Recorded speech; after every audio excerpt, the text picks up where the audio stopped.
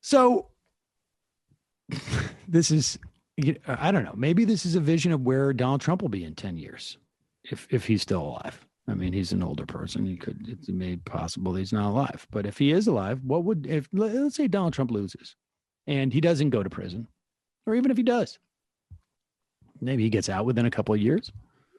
He's not going anywhere. Right. Look, who knows? But the question is, where will he be in 10 years? Well, maybe we have a notion of where he'll be in 10 years. If we look back on someone like Sarah Palin 10, 12 years ago, where was she then? Where is she now? Well, she's up in Alaska and she's putting out this video. I don't know who edited it, but it is her video. Where did she place this? Was this on YouTube? And I don't know. I don't know how you would characterize this. Let's watch it. Willing to give it up. Lisa Murkowski, this is my house. This is my house. This is my house. This is my house. This is my house. I'm willing to give it up. I'm willing to give it up for the greater good of this country. It's a lot of driveway. A great state. You can't find it within yourself to do the right thing this time, and at least give a fair shake to the Supreme Court nominee that your president will be bringing before you. You would at least consider. If you can't find it within yourself to do the right thing, it's not America's agenda.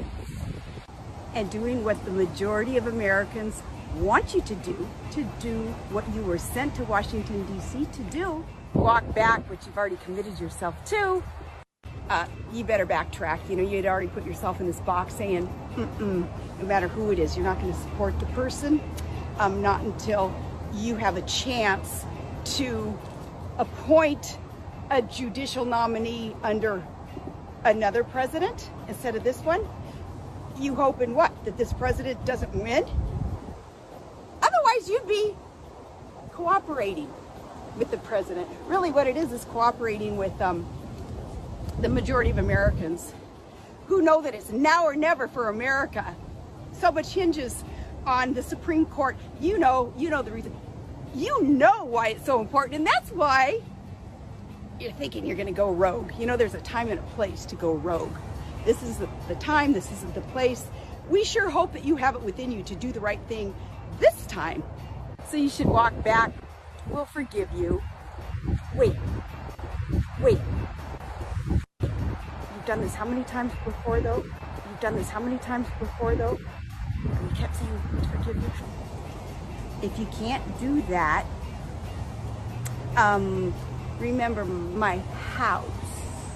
I can see a lot of things from my house. See? I can see a lot of things. I love my house. See? Lisa, I can see 2022 from my house. Wait. What? I think she's saying, I will run against you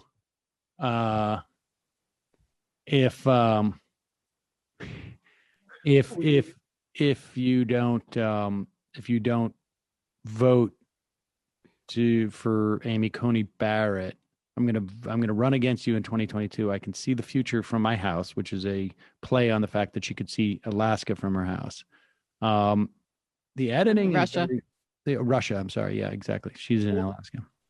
Well, Brendan, I think, forgot a part of the video. Here's the rest of it.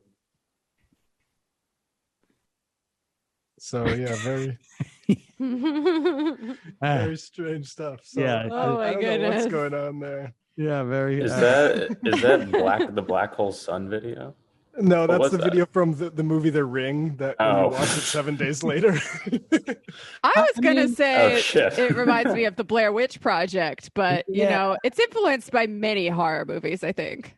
Well, she obviously, I don't know, maybe she edited it, but what I get the sense is that somebody was like, we got to work around some problems here on this video.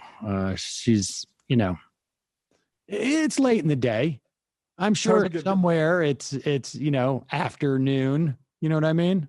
You get the sense that she's well, when the sun never goes down, right. No, crazy. It's completely new rules. Yeah, I guess so.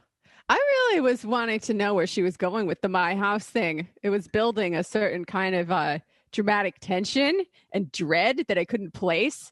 And then at the end, when she said 2022, I'm like, oh, that's all she's talking about. That's it. Yeah. Whatever. She does have a big driveway, though.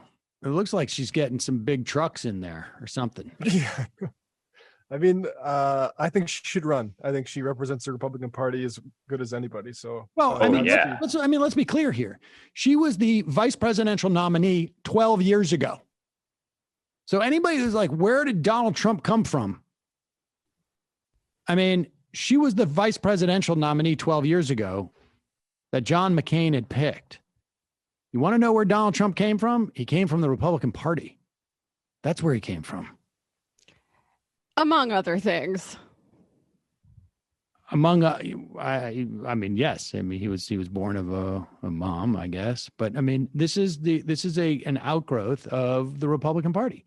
Donald Trump was the natural growth and I don't know if he's the culmination. One could hope, but he certainly for this era was the culmination of the Republican Party. Yeah, he is also the culmination of a whole bunch of systemic rot that can't be pinned on a party in particular, and larger social forces in the development of this sick, sad world.